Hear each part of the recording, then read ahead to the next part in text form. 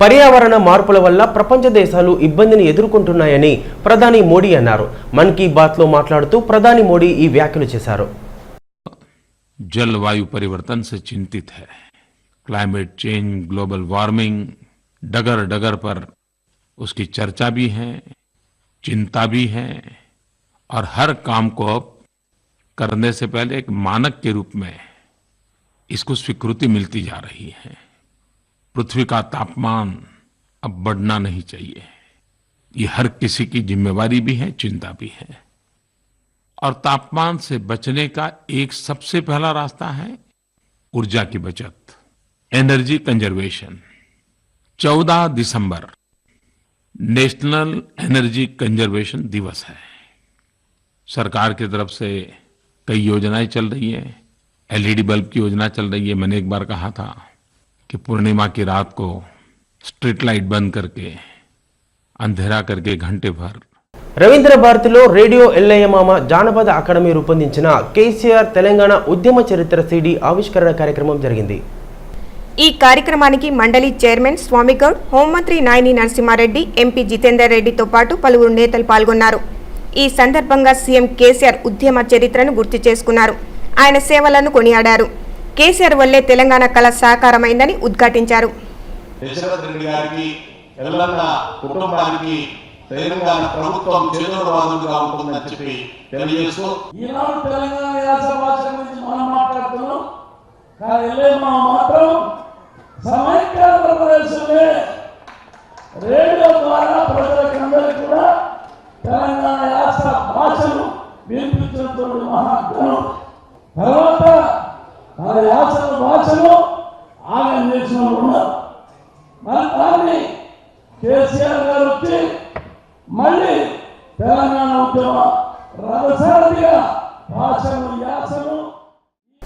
వరంగల్ లోక్సభ ఉప ఎన్నిక ఓటమితో టీడీపీ అధినేత చంద్రబాబు నాయుడు పునరాలోచనలో పడ్డారా? త్వరలో జరగనున్న జీహెచ్ఎంసీ ఎన్నికలకు ఇప్పటి నుంచే జాగ్రత్త పడుతున్నారా? 3 నెలలుగా విజయవాడకి పరిమితమైన బాబు ఇప్పుడు ఒక్కసారిగా హైదరాబాద్ రావడంలోని ఆంతర్యం ఏమిటి? తెలుగు తమ్ముళ్ల ఒత్తిడితోనే ఆయన రూటు మార్చారా? అవుననే అంటున్నాయి పార్టీ వర్గాలు. ఇకపై వారంలో 2 రోజులు హైదరాబాద్లో ఉండాలని నిర్ణయం తీసుకోవడం వెనుక అసలు కారణము టీడీపీ పటిష్టత, జీహెచ్ఎంసీ ఎన్నికలే అని అంటున్నారు. వచ్చే ఆర్థిక సంవత్సరంలో 15% వృద్ధి రేటు సాధించాలని లక్ష్యంగా పెట్టుకున్నట్టు సీఎం చంద్రబాబు నాయుడు పేర్కొనడాన్ని వైసీపీ తప్పుపట్టింది. అసలు అంతలా వృద్ధి రేటు సాధ్యమా అని వైసీపీ ఎమ్మెల్యే రోజా ప్రశ్నించారు. ఈరోజు ఏర్పాటు చేసిన విలేకరుల సమావేశంలో టీడీపీ ప్రభుత్వంపై పలు విమర్శలు సంధించారు. 2016-17 ఆర్థిక సంవత్సరానికి 15% వృద్ధి రేటును సాధించాలని సీఎం చంద్రబాబు కలలు కంటున్నారో ప్రజలకు చెప్పాలని డిమాండ్ చేశారు. ప్రపంచంలోనే అత్యధిక జనాభా ఉన్న చైనాకే అంత స్థాయిలో గ్రోత్ రేటు లేదని, అలాంటిది ఏపీలో ఎలా సాధ్యమని ఆమె ప్రశ్నించారు. రైతుల ఆత్మహత్యలు, మహిళలపై అత్యాచారాల్లో దేశంలోనే రాష్ట్రం నెంబర్ 1 స్థానాన్ని సాధించిందని రోజా ఎద్దేవా చేశారు. 15% మరి లక్ష్యంగా పెట్టుకొని నెక్స్ట్ ఇయర్కి సాధించాలి అంటున్నారు. ఈరోజు ప్రపంచ దేశాల్లో వృద్ధి రేటు మరి అధికంగా ఉన్నది చైనానే, 7.40, అండ్ మన ఇండియాది మీరు చూస్తే 5.60. సో ఈరోజు జీడిపి గ్రోత్ రేట్లో నెంబర్ 1గా ఉన్న చైనానే 7.40 ఉన్నప్పుడు మన ఆంధ్రప్రదేశ్ 15% లక్ష్యంగా పెట్టుకున్నామని మీరు చెప్పటం చూస్తుంటే ఇది ఒక ముఖ్యమంత్రిగా చెప్తున్నారా లేదా ఒక పోలిగాడిగా చెప్తున్నారా అనేది మాకు చెప్పాల్సిన విషయం. ఎందుకంటే ఈరోజు ఈ వృద్ధి రేటు అంటే గ్రోత్ రేట్ని ఎలా లెక్కగడతారో అసలు చంద్రబాబు నాయుడు గారికి తెలుసా నేను అడుగుతున్నా. తెలంగాణ రాష్ట్రంలో 90% వరకు ఉన్న బడుగు బలహీన వర్గాల సంక్షేమానికి రాష్ట్ర ప్రభుత్వం ఎలాంటి చర్యలు తీసుకోవడం లేదని సిపిఎం తెలంగాణ రాష్ట్ర కార్యదర్శి తమ్మినేని వీరభద్రం పేర్కొన్నారు. సంగారెడ్డిలో జరుగుతున్న సిపిఎం తెలంగాణ రాష్ట్ర స్థాయి సమావేశాల్లో ఆయన పాల్గొని ప్రసంగించారు. ఎన్నికల్లో ఇచ్చిన వాగ్దానాలకు, అమలు చేస్తున్న కార్యక్రమాలకు పొంతన లేకుండా ఉన్నాయని, రాష్ట్రంలో సంక్షేమ కార్యక్రమాలు పడికేశాయనడానికి రైతుల ఆత్మహత్యల నిదర్శనమన్నారు. రాష్ట్రం అభివృద్ధి చెందాలంటే వ్యవసాయం, పరిశ్రమలు అభివృద్ధి చెందాలన్నారు. కానీ వాస్తవానికి వాటికి అవసరమైన పునాది ఏర్పడడం లేదన్నది వాస్తవమని, మరోవైపు వ్యవసాయం సంక్షోభంలో ఉందన్నారు. రాష్ట్రంలో ఉన్న పరిస్థితే కాక దేశ ఆర్థిక విధానాలు ఒక కారణమన్నారు. తెలంగాణ రాష్ట్రంలో వ్యవసాయ రంగాన్ని ఊతమిచ్చే విధంగా చేయడం లేదన్నది వాస్తవమన్నారు. రైతుల ఆత్మహత్యల ఘటనలు ఇవి చూస్తున్నాయని తెలిపారు.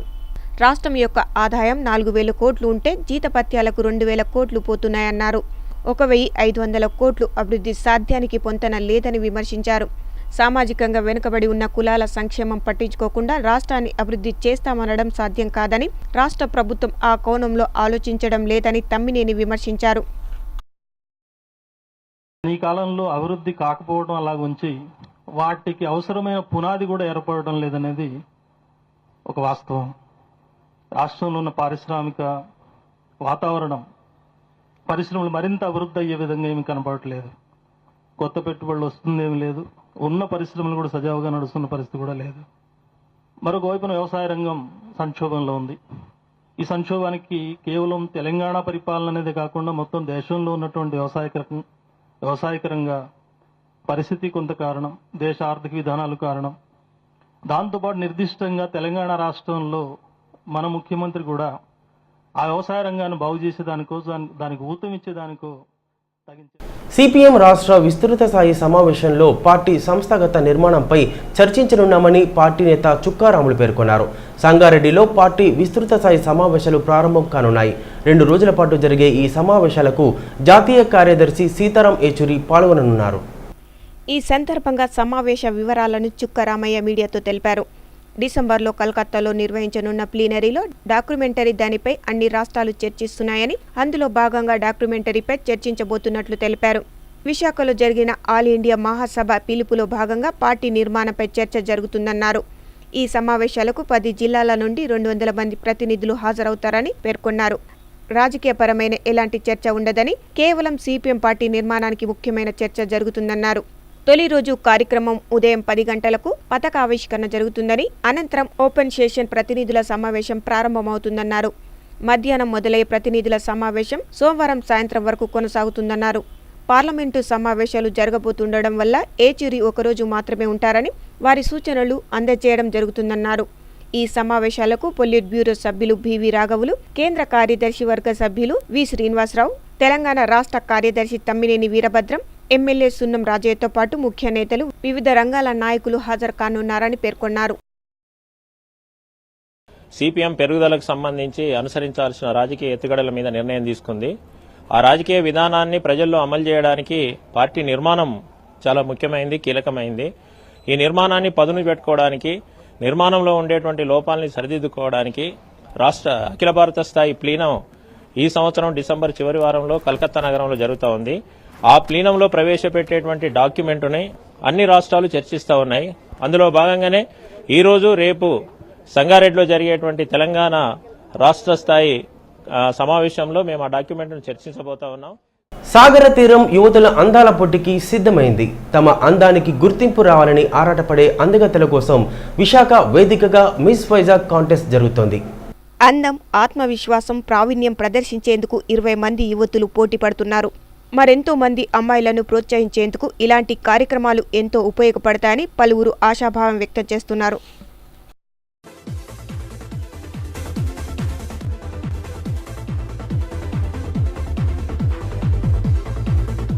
ఆంధ్రప్రదేశ్కు మరోసారి వాయుగుండం కష్టాలు తప్పేలా లేవు.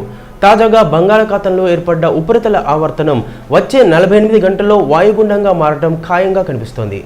ఈ ప్రభావంతో భారీ నుంచి అతి భారీ వర్షాలు తప్పవని వాతావరణ శాఖ అధికారులు హెచ్చరిస్తున్నారు. వరుస వర్షాలు, వాయుగుండాలతో ఇప్పటికే దక్షిణ కోస్తా, రాయలసీమ జిల్లాలు భారీ వర్షాలు, వరదలు ముంచెత్తాయి. వరద ముప్పు నుంచి ఇప్పుడిప్పుడే తేరుకున్న తరుణంలో మరో పిడుగులాంటి వార్త ఈ ప్రాంత ప్రజలను భయాందోళనలకు గురిచేస్తుంది. నల్గొండ జిల్లా హుజూర్ నగర్ శివారులో భారీగా ఎర్రచందనం దుంగలు దొరికాయి. పోలీసులు జరిపిన తనిఖీల్లో దాదాపు 8 క్వింటాళ్ల దుంగలను స్వాధీనం చేసుకున్నారు. వీటి విలువ దాదాపు 40 నుంచి 50 లక్షలు ఉంటుందని అంచనా. ఆంధ్రప్రదేశ్ రాష్ట్రం కృష్ణ పరివాహక ప్రాంతం సరిహద్దు కావడం, బెల్లం, రేషన్ బియ్యం ఇతరితర అక్రమంగా రవాణా అవుతున్నాయని పోలీసులకు సమాచారం అందింది. దీంతో ఈ రోజు తెల్లవారుజామున తనిఖీలు నిర్వహించారు. ఏపీ 24 TC 1737 వాహనాన్ని ఆపి తనిఖీలు నిర్వహించారు. అందులో ఉన్న ఎర్రచందనం దుంగలతో పాటు 4 వ్యక్తులను అదుపులోకి తీసుకున్నారు. ఈ వాహనం వెనకాలే వస్తున్న మరో వాహనంలో ఉన్న 3 పరారయ్యారని పోలీసులు భావిస్తున్నారు. ఎర్రచందనం స్మగ్లింగ్లో హైదరాబాద్కు చెందిన ఓ కానిస్టేబుల్ కీలక పాత్ర పోషిస్తున్నాడని పోలీసులు అనుమానాలు వ్యక్తం చేస్తున్నట్లు తెలుస్తుంది. తిరుమల తిరుపతి దేవస్థానానికి కానుకగా 30 లక్షల రూపాయల విలువైన 2 అంబులెన్స్లను కోల్కతాకు చెందిన ప్రకాష్ చౌదరి అనే భక్తులు సమర్పించారు. శ్రీవారి ఆలయం వద్ద తిరుమల జేఈఓ శ్రీనివాసరాజుకు 2 అంబులెన్స్లను అప్పగించారు. ఇప్పటికే ప్రకాష్ చౌదరి అనేక విరాళాలు ఇచ్చారని తెలిపారు.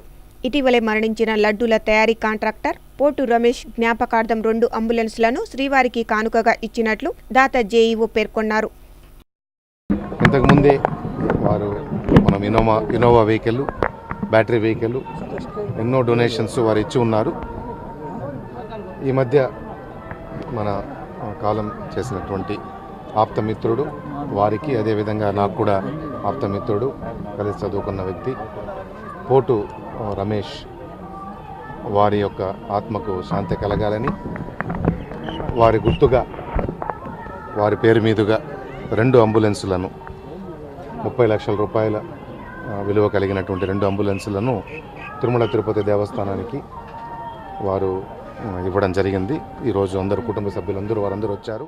అగ్రిగోల్డ్ కుంభకోణంపై సిబిఐపై దర్యాప్తుకు ఆదేశించాలని మాల మహానాడు అధ్యక్షుడు కారం శివాజీ రాష్ట్ర ప్రభుత్వాన్ని డిమాండ్ చేశారు. వేల కోట్ల రూపాయల కుంభకోణం దర్యాప్తుపై పోలీసులు ఉదాసీనంగా వ్యవహరిస్తున్నారని ఆయన విమర్శించారు. నిందితులను వెంటనే అరెస్టు చేయాలని డిమాండ్ చేశారు. అగ్రిగోల్డ్కు సంబంధించిన వేలాది కోట్ల రూపాయల బినామీ ఆస్తులను బయటపెట్టి తాము బాధితులకు న్యాయం జరిగే వరకు పోరాడతామని శివాజీ చెప్తున్నారు. పోలీసు వ్యవస్థ ఎంత పటిష్టంగా ఉంటే ప్రజలు అంత ప్రశాంతంగా ఉంటారన్న సంగతి మర్చిపోకూడదు.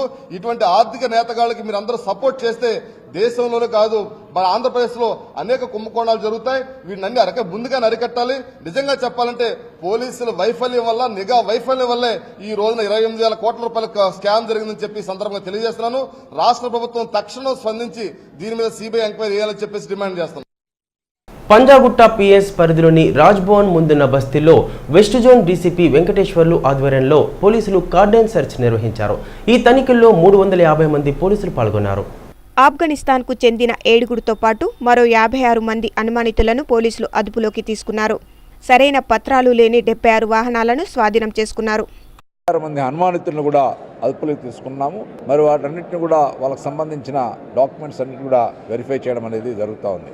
ఇందులో 4 rowdy sheeters, communal rowdies and property అఫెండర్స్ను కూడా అదుపులోకి తీసుకోవడం అనేది జరిగింది. అదేవిధంగా ఈ ప్రాంతంలో తనిఖీలో భాగంగా దాదాపు 76 వెహికల్స్ను కూడా సీజ్ చేయడం అనేది జరిగింది. వాటికి సంబంధించిన రికార్డ్స్ను కూడా మేము తనిఖీ చేయడం అనేది జరుగుతూ ఉంది. ఔటర్ రింగ్ రోడ్డు మరో 3 ప్రాణాలను బలికొంది. మాజీ డీజీపీ పేరువారం రాములు మనవడు మరో 2 మృతి చెందిన ఘటన మరొక ముందే అప్పా జంక్షన్ వద్ద రోడ్డు ప్రమాదం చోటు చేసుకుంది. గుంటూరు నుంచి చంద్రశేఖర్ కుటుంబం లింగపల్లికి వస్తుంది. అతి వేగంగా రావడంతో కారు అదుపు తప్పింది. డివైడర్ను ఢీకొనడంతో కారులో ఉన్న చంద్రశేఖర్, తనూష, సంధ్యారాణి అక్కడికక్కడే చనిపోయారు. వీరి కారు వెనకాలే మరో కారు ఢీకొట్టింది. అందులో ఉన్న వారికి గాయాలయ్యాయి. గాయపడిన వారిని ఆసుపత్రికి తరలించారు. చిన్నారి రాకేష్ మృతి చెందడం బాధాకరమని సంగారెడ్డి ప్రభుత్వ ఆసుపత్రి వైద్యులు పేర్కొన్నారు. శనివారం ఉదయం జిల్లాలోని పుల్కల్ మండలం బొమ్మారెడ్డిగూడెంలో బోరుబావిలో రాకేష్ పడిన సంగతి తెలిసిందే. ఎన్డీఆర్ఎఫ్ బృందాలు శ్రమించి రాకేష్ను బయటకు తీశారు. వెంటనే 108 వాహనంలో సంగారెడ్డి ప్రభుత్వ ఆసుపత్రికి తరలించారు. ఈ సందర్భంగా వైద్యుడు మీడియాతో మాట్లాడారు. పడిన సమయంలో తల క్రింద ఉండడంతో తలకు బలమైన గాయమైందని పేర్కొన్నారు. అంతేకాక ఊపిరాడక చనిపోయాడని, పోస్టుమార్టం అనంతరం ఇతర వివరాలు తెలుస్తాయని తెలిపారు. 2 వైద్యులు ఘటనా స్థలంలో ఉన్నారని, బాలుడిని బయటకు తీయడంతో 108 వాహనంలో ఇక్కడకు తరలించడం జరిగిందన్నారు. 30 అడుగుల లోతున పడడం, చిన్నారి ప్రాణాలతో ఉండడం చాలా కష్టమని, ప్రాణాలతో బయట పడతామని ఊహించామని, కానీ ఫలితం ఇలా రావడం బాధాకరమన్నారు. అంటే తల కిందకి కాళ్ళు పైకి ఉన్నట్టున్నాయి. హెడ్ ఇంజరీ ఉంది. హెడ్ ఇంజరీ వల్ల లోపల ఊపిరాడక మృతి చెందినట్టు అనిపిస్తోంది. ఎందుకంటే హెడ్కి బాగా పెద్ద దెబ్బ తగిలింది. లోపల తల కిందులుగా పడడం వల్ల లోపల గాలి ఆడక మృతి చెంది కూడా చాలాసేపు అయినట్టు అనిపిస్తుంది. ఈ విషయాలు ఏమిటంటే మరి ఎంతసేపు అయింది మృతి చెందింది అవన్నీ పోస్టుమార్టంలో తెలుస్తాయి. మన తీయగానే మన డాక్టర్స్, పీడియాట్రిషియన్ ఉన్నారు. ఇద్దరు డాక్టర్స్ డ్యూటీలో ఉన్నారు.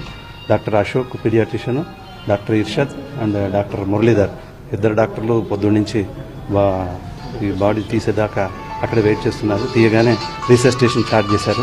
అక్కడ కూడా సైన్స్ ఆఫ్ లైఫ్ అనిపించలేదు. అందుకని ఇమీడియట్గా 108లో మన